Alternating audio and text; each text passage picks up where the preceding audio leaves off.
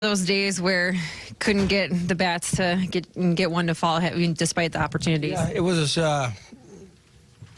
we pitched fairly well. I thought we had opportunities. We left a lot of people on base, which can bite you.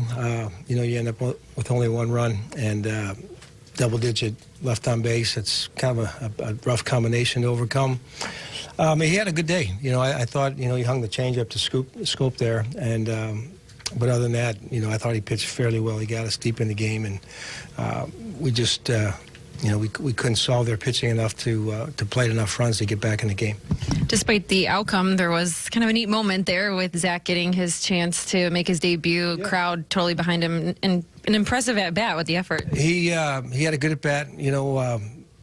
Just trying to get a guy up there that I know would grind it out, and I think if he gets an opportunity to play tomorrow, it was probably at least get over some of the jitters, getting a chance to get an at-bat today. But, you battle 11 pitches or whatever it was against a guy throwing 98 miles an hour.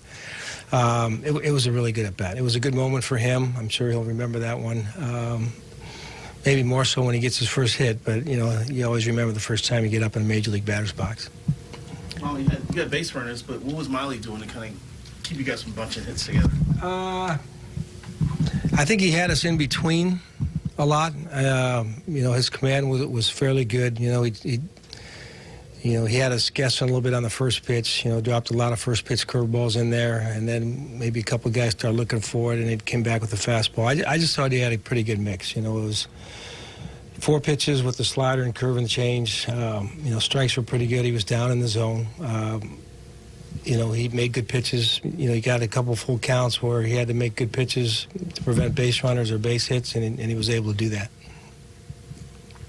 So no good with the home run, that was just a changeup that he... Back-to-back changeups. He got a little out ahead of the first one and fouled it off, I believe, and then he came back with another one.